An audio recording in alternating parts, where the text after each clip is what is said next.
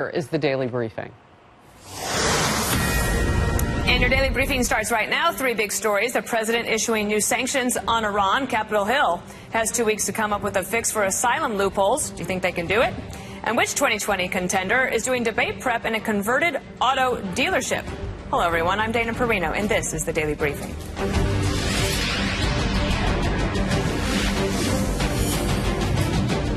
President Trump tightens the screws on Iran, imposing additional tough economic sanctions on Iran's supreme leader, his top aides, and senior military commanders. Watch.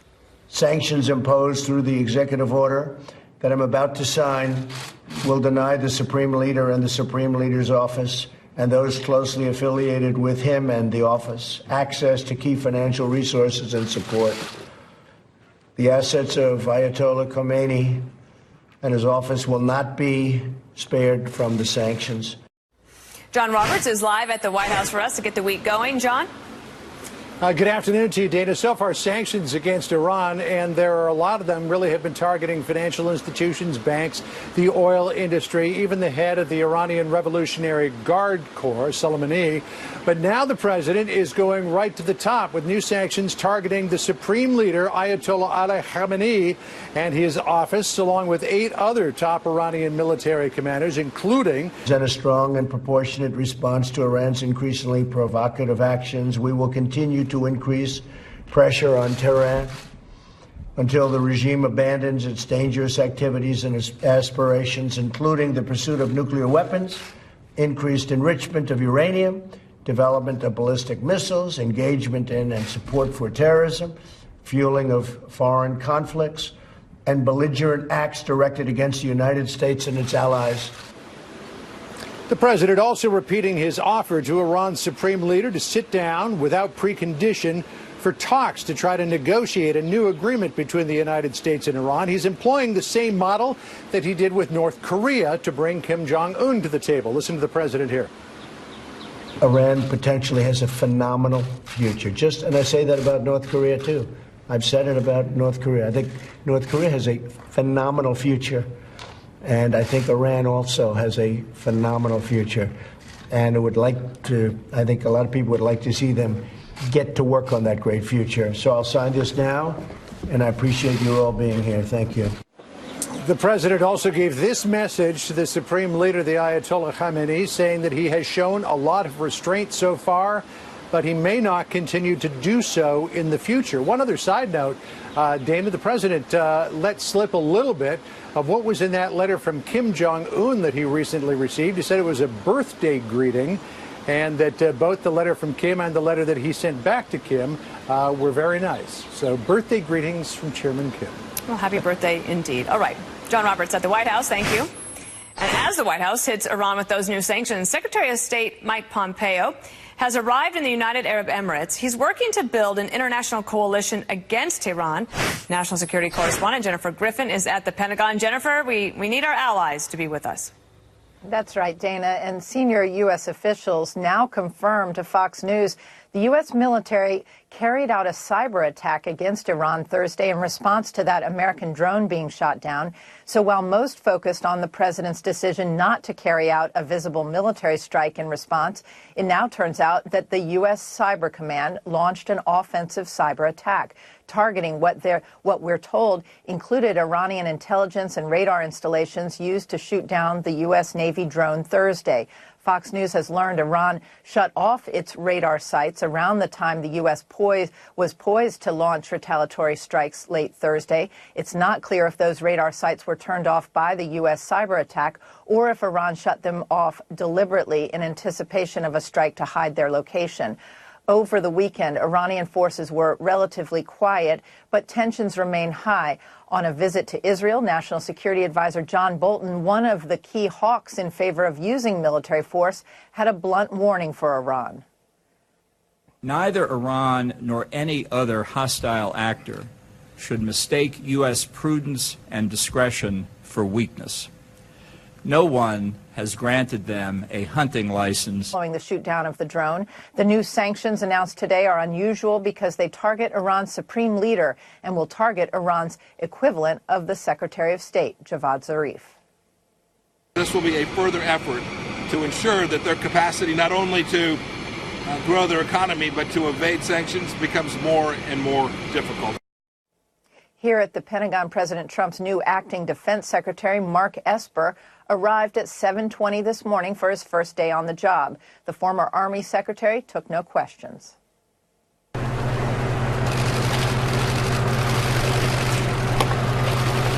Morning, everyone. Morning, sir. What's the first order of business? Morning. Esper still needs to be confirmed. Dana? All right, Jennifer Griffin at the Pentagon, thank you. Let's bring in Jonathan Shanzer. He's Senior Vice President for Research at the Foundation for Defense of Democracies and former counterterrorism analyst at the Treasury Department. Couldn't have had a better guest today. Jonathan, explain to us how we have additional sanctions and what it means to actually target the Supreme Leader himself.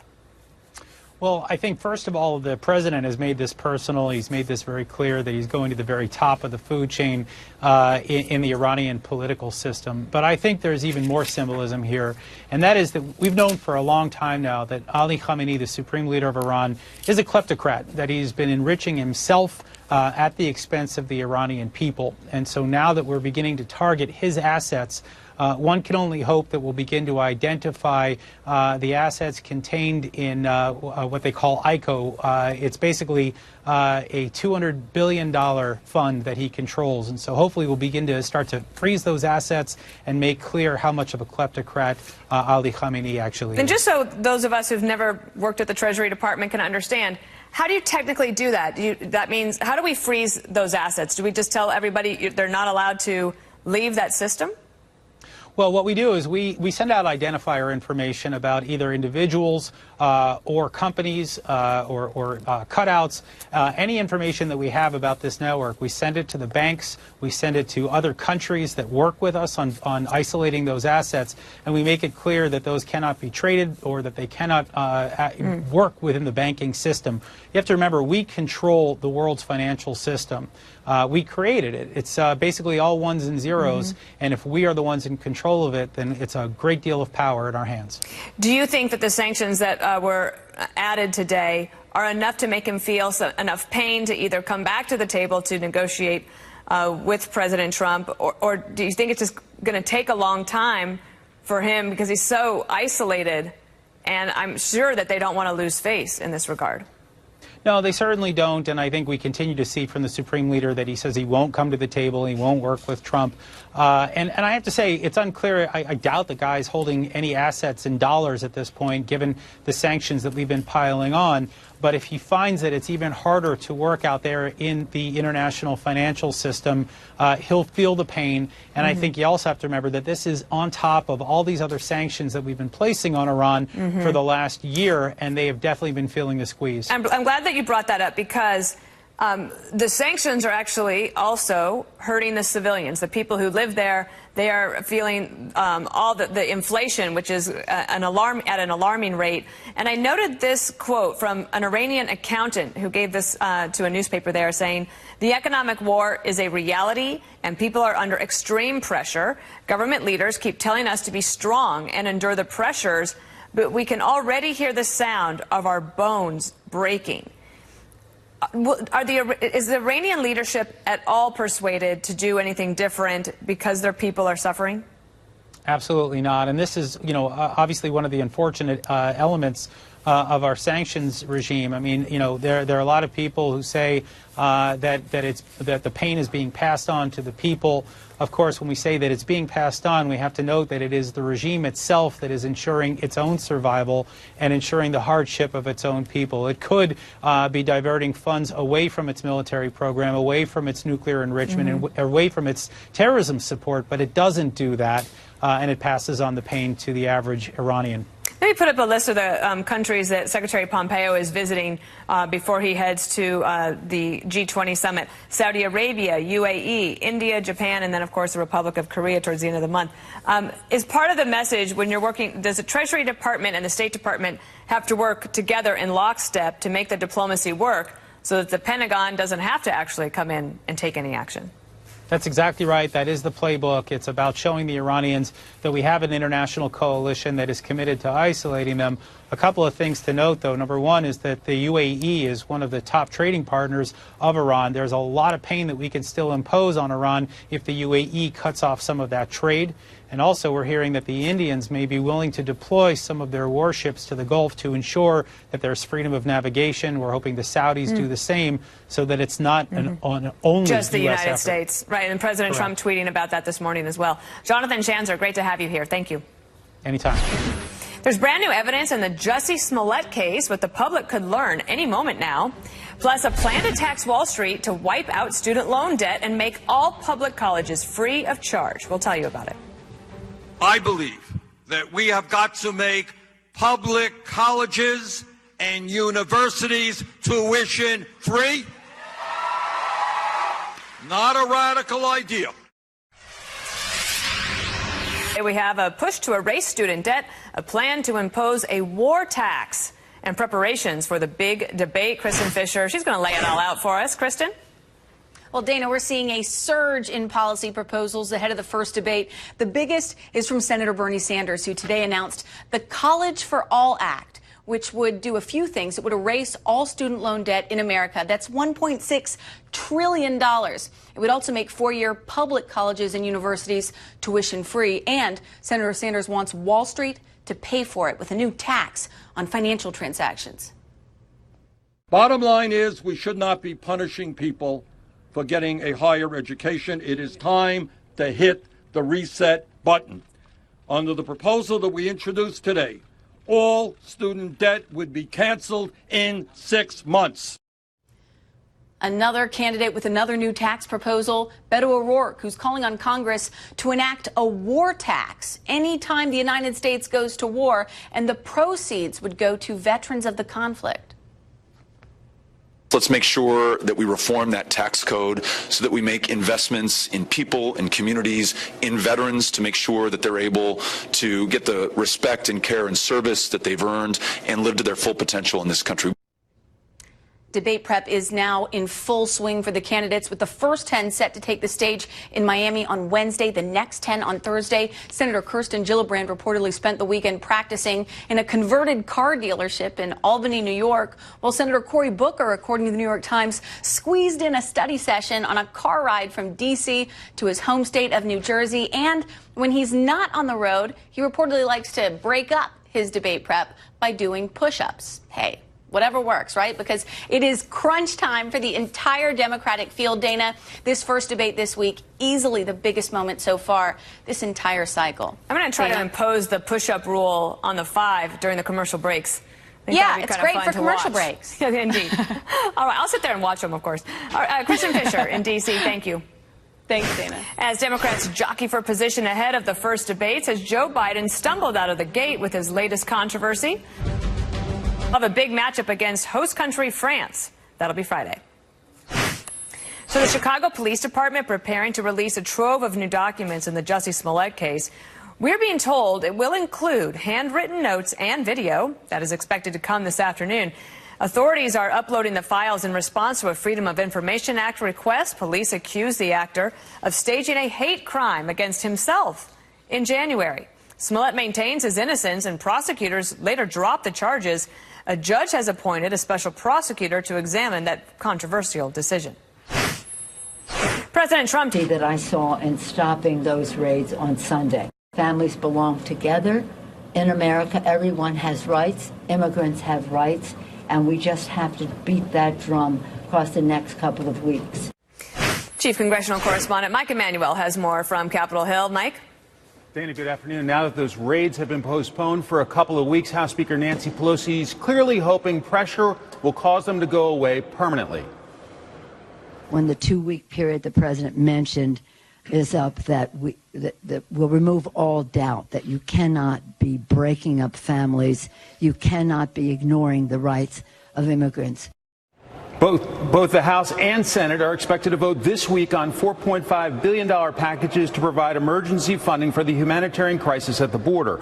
Senate Republicans have a version they favor. House Democrats have a different bill. Sources on both sides are suggesting the other chamber should accept their bill. Meanwhile, the White House says Democrats should get serious about this issue. They've blocked the funding 17 times. For what purpose? To score cheap political points?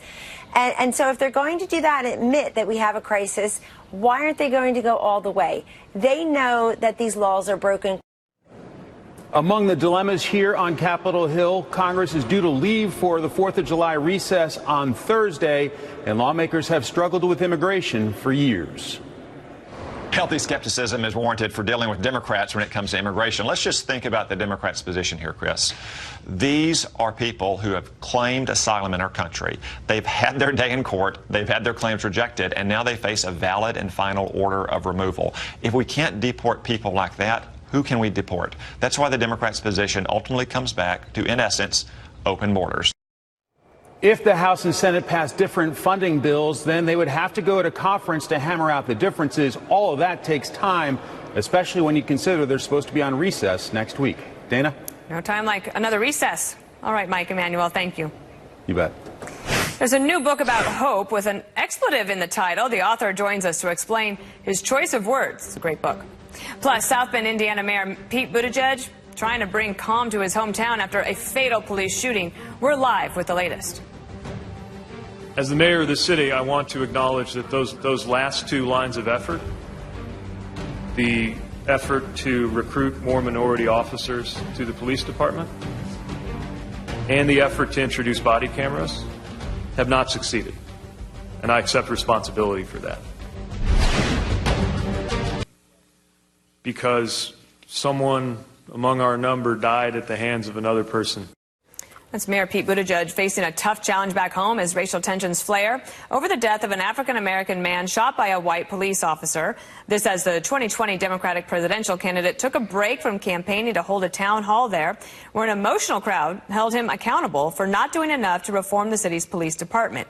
Meantime, 2020 Democrats are preparing for the first debates taking place in Miami over 2 days this week. So what's the goal of these candidates? Hold the line or break out? Let's bring in Chris Starwell, Fox News politics editor and co-host of the podcast that we host together. I'll tell you what. Chris, can we start with Mayor Pete and what it's like to have a job as a mayor and to be running against 20 other candidates who don't really have a job where they're necessarily running something, in charge of something. You have a couple of former governors, and Governor Steve Bullock is still in office, but as a mayor, you got to be there. It's hands-on.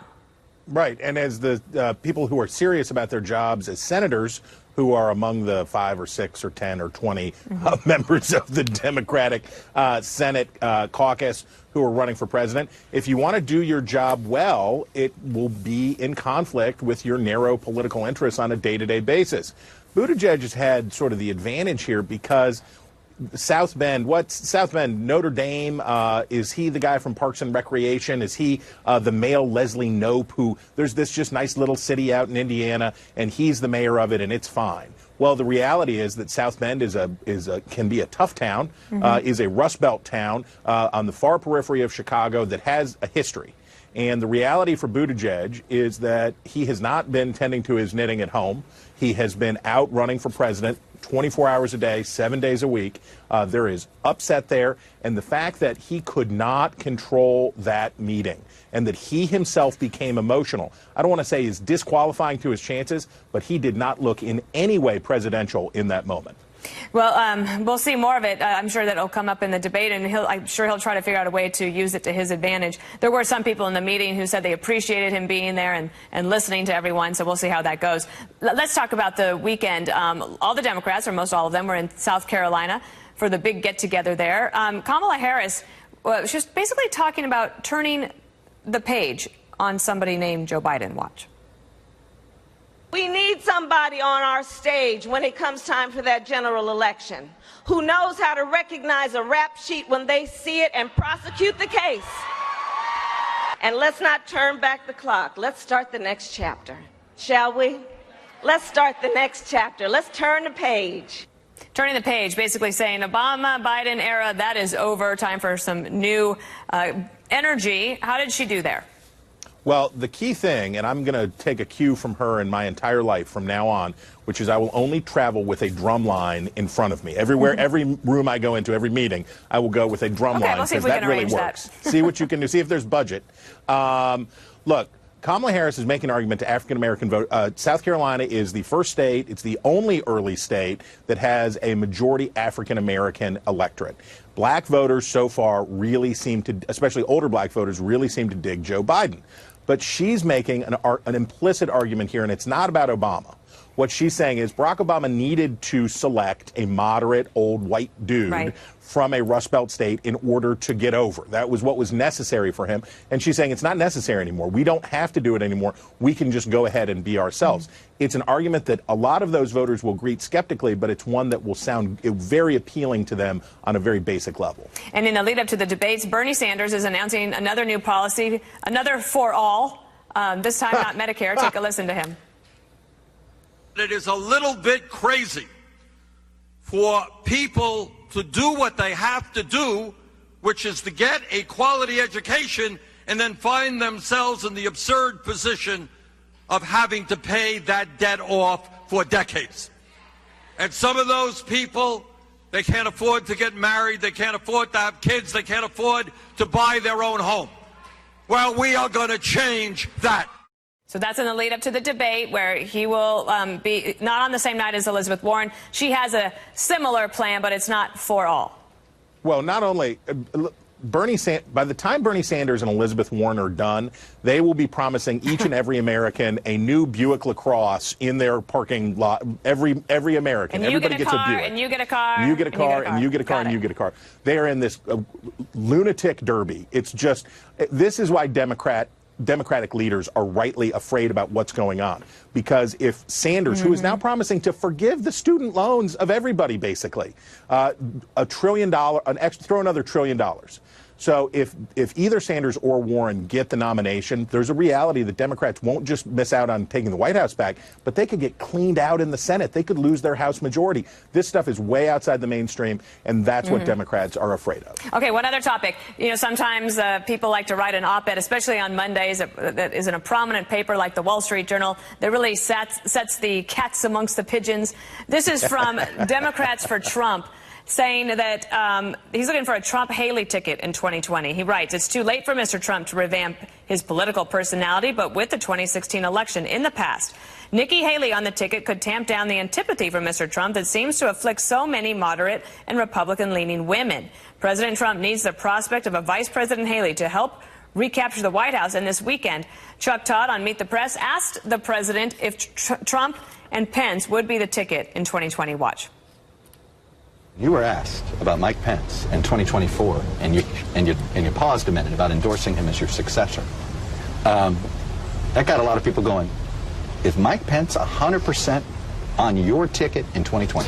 Well, look, 100%, yes. 100%. Oh, yeah. There is no wiggle room. He's been a terrific vice president. He's my friend and a lot of things. So, no, zero. So why'd you hesitate in endorsing him? Because it was a surprise question. I mean, I'm not even thinking of it. So far out. Chris, this almost never happens that you have a switch in a ticket. What do you think this time around? I wish I had more eyes so that I could roll them all. This is a PU stinker idea, and it's the kind of idle chatter. Nikki Haley doesn't get any votes for Donald Trump that he's not already getting. Number two, Mike Pence is the kind of loyal, absolute, he reveres and venerates the president, and Trump can do no wrong. Nikki Haley could not deliver that kind of obedience, and it would be a disaster. So you're pouring a lot of cold water on that idea. We get it. We got it. All right, Chris Stirewalt, thank you. You bet. And now it's our Daily 3. Number 1, nearly a dozen Republicans, the Parents' Choice Advantage infant formula, and go to Walmart and you'll get a refund. A dramatic twist in the murder trial of a Navy SEAL, what prosecutors are doing now after a key witness made a shocking confession. And follow us on social media. We're on Twitter at Daily Briefing, and follow at Daily Briefing FNC on Instagram and Facebook. All in a week, and they have no doubt, they say, that something's wrong That and the rest of the day's news and breaking as it happens. Top of the hour on Fox News. The murder trial of Navy SEAL Edward Gallagher resuming today after a traumatic courtroom confession. It left prosecutors reeling in disbelief. A key witness giving testimony that he's actually the one who killed an ISIS prisoner in Iraq, not Gallagher. Gallagher's wife expressing her relief over the weekend. I feel more confident than ever that my husband will finally get his day in court and have the ability to prove his innocence. These witnesses were really exposed in my mind this week, knowing that this is the government's best effort at a prosecution. Honestly, it relieves so many of my fears. Chief Correspondent Jonathan Hunt is live in San Diego for us. Jonathan. Dana, the prosecution could rest its case as early as tomorrow afternoon. Currently, they have a forensic pathologist on the witness stand who is giving his view, having studied videos and photographs from the incident, of what might have killed that wounded Iraqi ISIS fighter. Now, Chief Edward Gallagher, of course, is accused of stabbing the fighter to death, but prosecutors rocked last week by testimony from another SEAL that he, not Gallagher, killed the fighter when he plugged the wounded man's breathing tube, although that same SEAL also testified that he did indeed see warrior. And these younger millennial SEALs, they were just there to be able to say, that they were SEALs, they went to Mosul, and then they can get out and go on to their future careers with that former Navy SEAL tagline on their bio. But one of those SEALs that Gallagher dismisses as millennial SEALs is Corey Scott, the very man who says that he is the one who killed the ISIS fighter, not Gallagher. So the jury, Dana, is entitled to ask, well, which part of his testimony is real? The part where he says he saw Gallagher stab the fighter, or the part where he says he's the one who actually killed them? Can those two statements coexist? So given that doubt, there is a lot of weight being put on the forensic evidence that we're going to get over the next couple of days. And then, as I say, the prosecution could rest as soon as tomorrow. Then we have to see whether the defense even decides to call any witnesses or indeed go straight to closing statements. Dana? All right, Jonathan Hunt, thank you. And for more on this case, let's talk to John Yoo. He's a former Deputy Assistant Attorney General in the Bush administration. He's now a professor of law at University of California, Berkeley. So usually courtroom drama, you see it more on television than you do in an actual courtroom. This last week was a total shock. Tell me what you think about what's going on here. And note that Corey Stewart, the person who was testifying, who said, I actually killed the ISIS fighter, he had been given immunity to testify. Well, Dana, I think you're pointing out a really interesting fact about this trial. Usually when a prosecution goes into a case, they would like to know everything every witness they're going to call is going to say, what every piece of evidence they're going to put before a jury is going to show, and they were clearly shocked. This medic who was asked to testify was supposed to testify that he saw Chief Petty Officer Gallagher kill the ISIS prisoner, but in fact he admitted he had done it himself. It's hard to see actually why the prosecution is still going forward with the case when their star witness actually admitted to the murder. Well, and Corey says that he saw Gallagher stab the fighter. Gallagher says that was because he was trying to give him medical care, and now this one says that he is the one that killed him. What happens in a situation like this? Because this is a military trial, right? Yeah, and what's really hard, there are two things that are distinctive about military trials versus the kinds we see on TV or civilian trials. One is that you have a jury of experts. You have people on the jury who served in the war zones, who know what it's like to fight. Second, they have to look back and say, look, we're not second guessing. We're not trying to say back now in our air-conditioned courtroom we can impose our standards now. You have to go back and put yourself in the position and all the pressures and all the circumstances of combat and all the things that we ask men and women to do under pressure and say, did they do the right thing under those circumstances? That's interesting because then much harder in many ways. That's interesting to me because then it is more of a jury of your peers. Yes, there's a famous defense attorney who said, if I had a guilty client, I left to be in civilian juries.